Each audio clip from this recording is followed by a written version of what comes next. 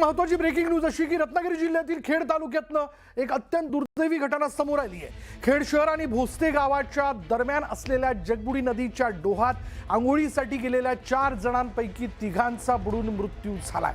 ही घटना आज दुपारी सुमारे 3 वाजण्याच्या सुमारास घडली। मिळालेल्या माहिती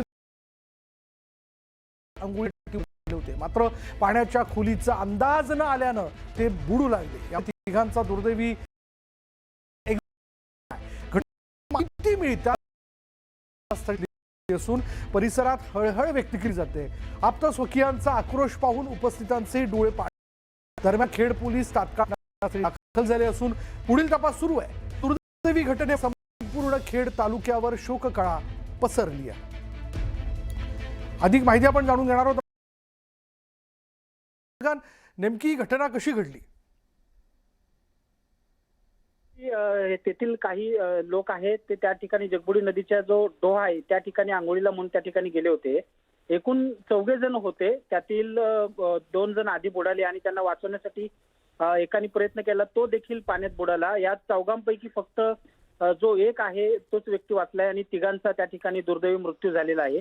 त्या वाचलेल्या तरुणाने जोरात आरडाओरड केली, त्यामुळे जे आजूबाजूच्या परिसरात राहणारे लोक आहेत त्यांनी थांबून त्या ठिकाणी मदत कार्य जे आहे ते सुरू केलं। त्यानंतर पोलिसांना देखील बोलवलं आणि तो जो डोह आहे त्यांना पाण्याचा अंदाज आलेला नाही, कारण त्या ठिकाणी अतिशय खोल आणि त्या ठिकाणी जो तो डोह होता त्यातल्या पाण्याचा अंदाज न आल्यामुळे ही दुर्घटना घडल्याचे त्या ठिकाणी पोलिसांनी सांगितलेले आहे।